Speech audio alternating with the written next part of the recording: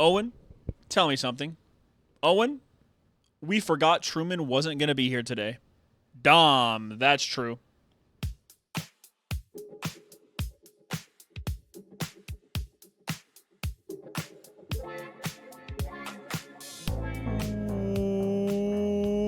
Welcome into another episode of Dahm, that's true. I'm your host with the most, Owen Domination 7 Dahm, and joining me is nobody. I may or may not have forgotten that Truman wasn't going to be here today. So it's just you and me, dear listener, with my goofy face and weird facial hair. As we go into this latest Islanders update, little bit of Chiefs news, but mostly Islanders right now, which, depending on who you are, is exciting. Speaking of exciting, Diet Mountain Drive from Hy-Vee, the Hy-Vee brand of Mountain Dew. That's the best diet soda out there. It's delicious. But anyway, let's see if I can remember where my buttons are. Yeah, so Dom, that's true. Episode 284. Consecutive, by the way. Consecutive. Let's get right into it. If I could, with my mouse. I don't know where it is on the screen anymore. There we go. Okay. Wow. Great production here. Making sure this works. Cool. Yeah, so a 2-2-0 week for the Islanders. As we lose essentially tonight, it's 1-3 right now. I don't think it's going to be getting better. But yeah, so 2-2 week, which is fine, I guess. We've had some tough games with 2 wins against the Rangers, which is always nice. Always frustrating to lose to the Predators like we always do, though, with them scoring in the final 90 seconds of that game to win. Of course, that was away, so, be it that how it may, but you did beat the Rangers on back-to-back nights, 5-2 on Wednesday and then 2-1 on Thursday, which is always nice. We will absolutely take that. Yeah, so it's kind of been a weird season for the Islanders. They made some progress on the playoffs. Their power play is still horrible. Still just absolutely rank. I don't know what they're going to do to fix it, but they need to work on it right away. In that first win of the week, you had goals from Barzal, Heineman, Palat, Pageau, and Holmstrom. Hilarious because Palat, first game, and they were talking about how he'd had 5 goals all season. Now it's 6. So you absolutely take that. And then the next day you had a goal from the other member of the Islanders that just joined Susie. So with another Matthew Schaefer record breaker sprinkled in there. I don't know how to feel personally about this team. I'm feeling a little weird right now, you could say. Oh, I feel a little weird right now. I mean, it's just you kind of see the same problems, but at the same time, there's a whole bunch of the team that makes you excited. Schaefer is exciting. Barzal's exciting. Horvat can't stop scoring. You've got guys like, Heineman, and then Tony DeAngelo recently has been, really, really good with all of his passing and distribution. And it's weird because teams, kind of in a holding pattern right now, but you're waiting for them to either go on a run of losses or go on a run of wins. And if you're going to, split your tough games through and through every week, you'll take that. But I think we're really going to find out a lot about this Islanders team after this upcoming break. Only 2 more games, by the way, until the Olympic break. And then the teams will have, essentially the whole month off to play Olympic hockey, where most of their players are. So the NHL is gracious enough to, one, allow the players to go play in the Olympics, but the NHL is also taking a break, which is why there's been so much schedule congestion. Because I believe they do not want to move the playoffs at all. And they are just going to congest games, which is fine. But yeah, we'll see if these white guys continue to play well after it. I don't know what the solution is to what the Islanders are doing right now. But I mean, isn't necessarily a problem. It's not necessarily a problem. So, magic number update. Last week, the number had we were only +2, and we managed to get a couple 4-point wins and avoid a whole bunch of losses. So now we are 6 ahead of the tragic number. And as a reminder, the magic number is the number of points, quote, that the Islanders need to make the playoffs. The number goes down with wins, and the tragic number increases with losses. But other teams losing can also affect the magic number, which is obviously the Islanders do not have like 27 games left. Well, they might actually, but their wins and losses aren't going to be the only things moving those numbers, which is why it's as high as it is this late into the season. So yeah, a little update. Islanders still down 1-3 with 4 minutes to go. I don't think they're going to be making any progress on that front. The real important one is their game tomorrow against Pittsburgh. But yeah, 6 ahead of the tragic number. Decent spot to be. In terms of this whole season outlook, you really want to see more scoring. They've had trouble with zone entries recently, I think. They've been kind of strange. I mean, I can't say I think. It just looks like to me, as I'm watching the game, that they've struggled with zone entry. The power play, obviously, still a massive problem. Don't know how you can have all these guys who, are goal scorers like Horvat and Heineman. And, Barzal just got his 15th of the year today. So, I mean, that's no slouch. But you just need somebody who can bang in goals. And, of course, Brock Nelson's having a great, season over in Colorado, which pisses everybody off. But you bring in a guy like Bo Horvat a couple seasons ago to, mend that gap, and he's been injured. What are you going to do? So these are the last 2 games before the international break, which is almost a triple header. I think I typed that wrong. I think that's supposed to be Thursday the 5th. Let me double check that on my phone here real quick.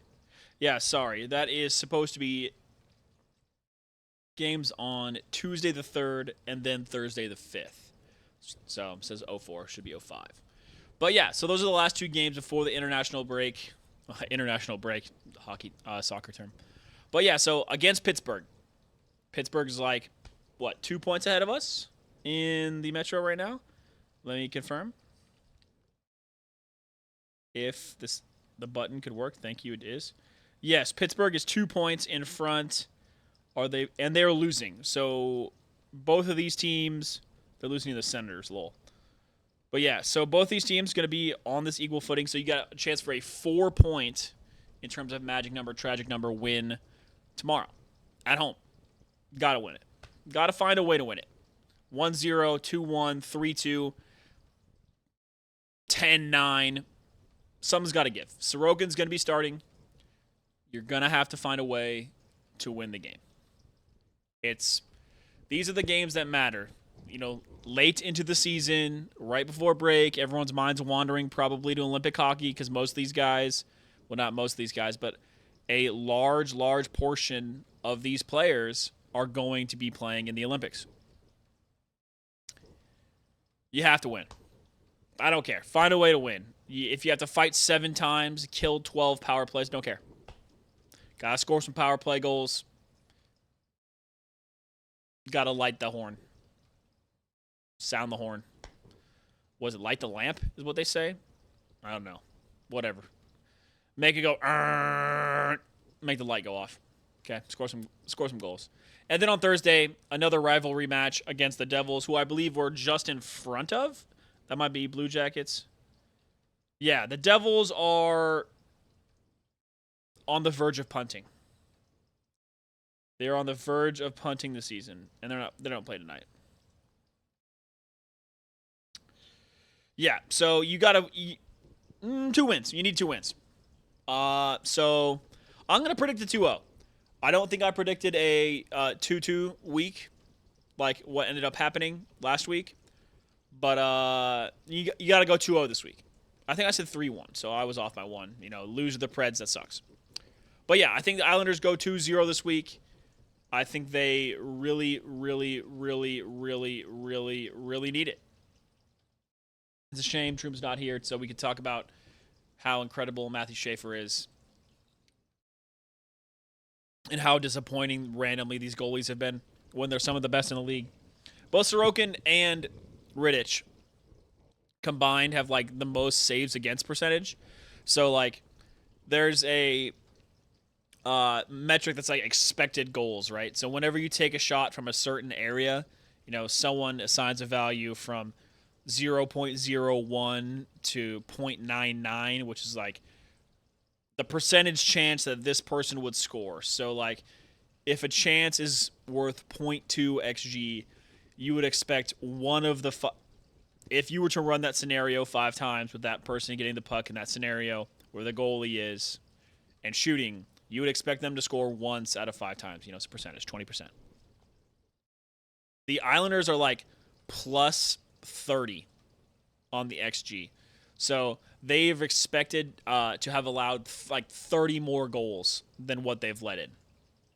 It's insane. You're just getting incredible goalkeeping from the Islanders, which is keeping them in a lot of games. And you see that on the scoreline. You see that, they don't really lose in overtime regulation. Sometimes it goes to shootouts, and the Islanders have not been very good at that this season, but they don't lose in regulation. And they hardly get blown out. You'll get your occasional 3-4 loss. But most of the time, it's low-scoring affairs. So the goalies are doing a really, really good job. Not tonight. I think it might be, 1-4, so we'll just have given up a shorty. I don't have the game on, but we'll probably have just given up an empty netter. But yeah, 4-1. So Islanders lose tonight against the Caps, which freaking sucks. They're behind us. So, I mean, you'd like to continue to put pressure. Of course, and obviously the Islanders lose yet another game where they have more shots because that's what happens. Because apparently the Islanders have to have less shots than the opponent to win. But, yeah, got to keep grinding, find a way to win these games. I don't really have much else to say. You need contributions from guys like Gatko. You need Drouin to step up. You need Mayfield to step up. You need Pajot to step up. He's kind of been in a slump. You need oh my gosh. Yeah, just basically everybody step up. Scotty Holmstrom. Got to step up. Got to find a way. Just find a way. And, if you can get meaningful contributions out of guys like Palat, then hell yeah. But they've got to find a way to make it work. All right. Okay, a little bit of Chiefs news today as we move past our Islanders segment. This is going to be a very short discussion. The Chiefs have signed Jake Haener from the Saints. Really in-depth fantasy heads with 2 quarterback leagues and people who just absolutely consume NFL content will know that this guy played for the Saints. I believe he's 1 or 2 starts. This is just bad news for Gardner Minshew. Doesn't look like he'll be on the roster. Or probably more likely Chris Oladokun. This is all the news we have right now for the Chiefs. A lot of draft talk, speculation. It seems like the Chiefs are keeping Kareem Hunt with Eric Bieniemy coming back. It seems like they are not, and this is, none of this is confirmed. I think that actually the Pacheco news might be confirmed. They're confirmed not keeping Pacheco. But what matters is that it looks like drafting Jeremiah Love is something that the Chiefs have considered. We'll see. I don't have any news. I can't tell you anything cool. I'm sorry. But yeah, all I can tell you right now is the Chiefs have a new 2nd to 3rd string quarterback. Hooray. As we go into this absolutely disgusting Super Bowl. It's not that bad. The Seahawks could be exciting. Obviously, if you roots for the Patriots, I don't have anything nice to say to you. Ooh, I feel a little weird right now. Weird right now. Okay, and we're gonna move straight into our top five. Our top five. It's a little bit of a shorter episode this week. Not a whole ton of news, and Truman isn't here to help boost the numbers. So yeah. So top five combat sports. And coming in at number five, I've got kickboxing because I don't know the rules. It's weird. I don't understand what's going on. It seems like they can go to there's weird wrestling components I don't understand. So yeah, at number five, kickboxing. At number four, I've got fencing. Fencing is electric to watch in the Olympics. I know there's fencing gyms around. I've seen a couple of them near my area, but I mean, it's just not as accessible as the other combat sports. But it is fun to watch during the Olympics. Number four, fencing. Number three, sumo wrestling, because it's cool as hell, and you see it a little bit more. But once again, just one of those niche ones that you don't really see all that often. Yes, number three, sumo. Number two, this is where I put MMA. I'm more of a boxing guy. Now, I will tell you that with Paramount Plus, I have been able to watch UFC events 2 weeks in a row, which does not happen for me. But if you didn't know this, Paramount Plus now gives you access to every single UFC event. There's no more pay-per-view. You have to have Paramount Plus now. But there's no additional purchase. It's included with your normal package, which I think is the greatest thing for both UFC and Paramount Plus. It's genius. Because I would never have watched UFC as much as I've watched before Paramount Plus bought it and is now basically shipping it to me for free. So because of that, I think they stand to make a crap ton of money. But yeah, anyway, the thing about MMA that I kind of don't like versus boxing, but it's kind of a 1A 1B really. It's really a lot closer than I can explain. It's that extra punch that you have to do in MMA. So they'll hit them and you'll see that they're essentially knocked out.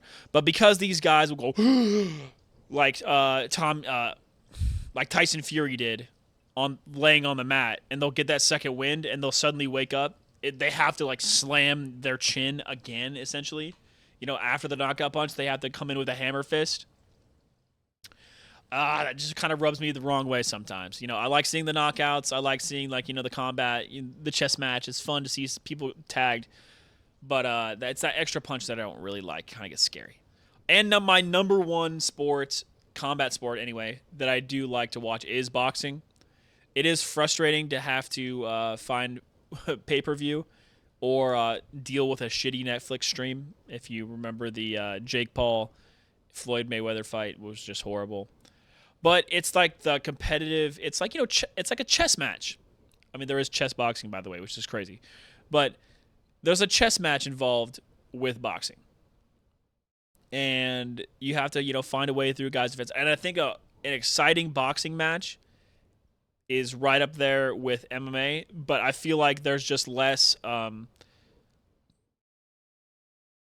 It just feels less dangerous, honestly. And, that I guess the danger isn't really the problem because, it is a combat sport and they're punching each other as hard as they can.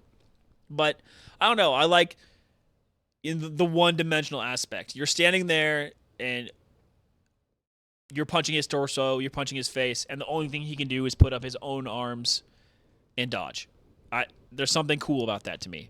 Of course, I think that people complain about like a ground and pound kind of MMA fight when they just grapple the whole time. And I can understand that. But a ground and pound, I will say that the ceiling of boxing is higher, I think, which is why I have boxing up top. Like, for example, I watched Oscar De La Hoya versus Mayorga way back in the day. Amazing fight. Super exciting watch. Mayweather Pacquiao, fantastic. Any Deontay Wilder versus Fury fight, electric. But I will say that those fights, like Wilder versus Fury 3, where they just didn't throw and they essentially stretched it out for a billion years, those ones are not exciting. I'd much rather watch a grappling match in MMA than watch a super, super slowed down boxing match like that. So, yeah. Going back through my top 5, I've got number 5, kickboxing, number 4, fencing, number 3, sumo, number 2, MMA, and number 1, boxing. And that's really going to honestly do it. Pop culture minute. I could talk for 1,000 years about my club Tottenham and how they absolutely refuse to sign players. This is some dramatic news for those of you who don't even watch soccer at all. Essentially, what happened is our best player, Tottenham's best player, called out the entire board for not signing players after this last match. Romero was sick and played it through a whole half while being sick, and then got subbed off at halftime because he was ill. And after the match, which we drew against Manchester City, which is, think the Bills. Like, a really good top 5 team. Oh, no, they're not a good example. Think the Rams. Think the Raiders managed to take the Rams to overtime and barely lost. But, it's a tie. There's just no ties in football. Well, I guess there is a tie in football. Imagine the Raiders managed to tie with the Rams. You'd be like, what? That's crazy. After being down 21-0 at half. This is essentially what happened. And after the game, Romero called out the board saying, I can't believe we only had 11 fit players for this game, which is a disgrace and should never happen. Essentially saying that the board sucks at their jobs. Imagine Patrick Mahomes talking about how Clark Hunt sucks. Well, it would never happen. But then, in response, the Tottenham signs 2 more essentially teenagers that are never going to start ever for the club, while we have basically everybody injured and no subs. Absolutely disgraceful. But, yeah, whatever. I just needed to get that out there. Before we get out of here, shout out our patrons over at patreon.com/opendisaster. Shout out to Aaron, Dylan, Skylar, Ozzy, Meltbox Kansas City, opening soon in the Iron District, and my mother. Shout out to you, Mom. Thank you. All right, well, that's really going to do it for this episode of Dahm That's True as I play us on out of here. Thank you guys all for watching. I've been Owen Domination 7 Dom. Follow me on Twitter at Owen Gosh Dominant, on Instagram at OCDom. Snapchat me, text me about topics if you want. Don't care. Whatever you want to talk about, text it to me. We'll see if we can put it on the show. We'll see. It's been a week. I'm excited for Truman to come back next week so we can have a regularly segmented show. I know this is a little bit shorter of an episode, but it'll be okay. Go Islanders. I want to see the Chiefs make some trades once this window opens up in the Super Bowl. Who you got in the Super Bowl? Obviously, go Seahawks.